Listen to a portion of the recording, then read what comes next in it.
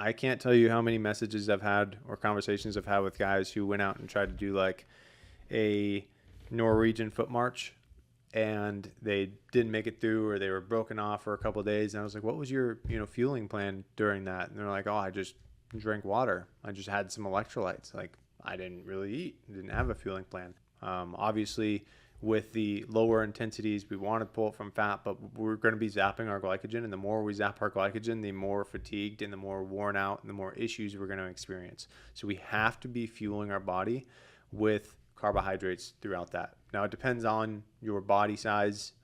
We just did a full like ruck video on the main channel for anybody that wants to check it out. But typically, 60 to 80 grams per hour of carbs is going to be a good range for guys to start testing it out. And those are primarily fast metabolizing carbohydrates. So things like Rice Krispie treats, things like Go gels, things that are going to be converted into glycogen very quickly. Because the problem is, if you eat something with a lot of fiber or a lot of fat, you're slowing down the digestion process. You can have gastric issues or stomach issues, stomach pains, feel full, throw up during the rucks. But you're also not going to be fueling your muscles or getting that glycogen into your system as quickly as you could be. So you can mix things in like granola or, granola bar that has a little bit of fiber, especially for those longer movements. But primarily the bulk of your carbohydrates should be coming from things like Go gels, things that are fast metabolizing. And then we also want to be hydrating with electrolytes. As you know, whenever we are in an environment that is very taxing on our system, we're sweating a lot, we're going to be sweating out and clearing out a lot of those electrolytes. So if we're not replenishing our system with sodium, magnesium, calcium, etc., like, we're going to be reducing our efficiency at recruiting those muscle fibers, because it's all done through electrical signals from our brain to our muscle. And if we don't have the sodium in our body for it to be a conductive source, then we end up with issues, cramps, rhabdo, etc. So about 400 to 800 milligrams of sodium per hour, 0.5 to 1 liter of water per hour, and then 60 to 70 grams per hour of carbs is usually going to be good. I always recommend guys like split test it in training, like take this fuel.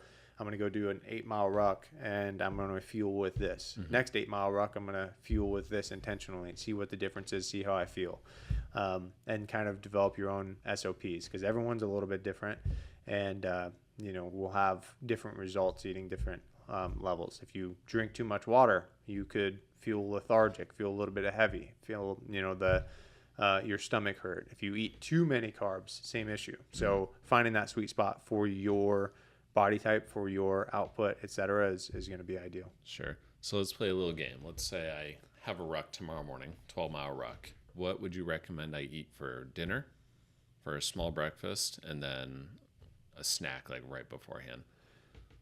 It depends on what your nutrition looked up to this point. Okay. So I'll assume that you had been following a meal plan and in a eating at maintenance or in a slight surplus. So your glycogen is topped off. Okay. What we don't want to see going into a ruck is someone in a deficit or super low carb. They're not hitting their carb goals, because then you're not going to have your glycogen topped off before the ruck, and you're kind of playing that uphill battle. In that case, we would want to carb load, which means we can increase the carbs by about 20% in that particular meal. So it doesn't have to be anything crazy. I would maintain whatever your calories and macros are that day, maybe bump the carbohydrates up a little bit, but whether it's something with rice, like a lean meat and rice, whether it's pasta, whether it's bread, etc., you want to have carbs the night prior.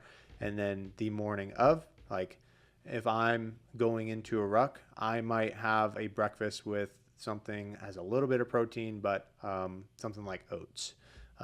Like oats and brown sugar is a solid, start. Oats, brown sugar, and mine that I do before rucks and runs is oats, brown sugar, and almond milk. Okay. A little bit less fat, a little bit, it's not going to upset my stomach as much prior to going on a ruck. Mm-hmm.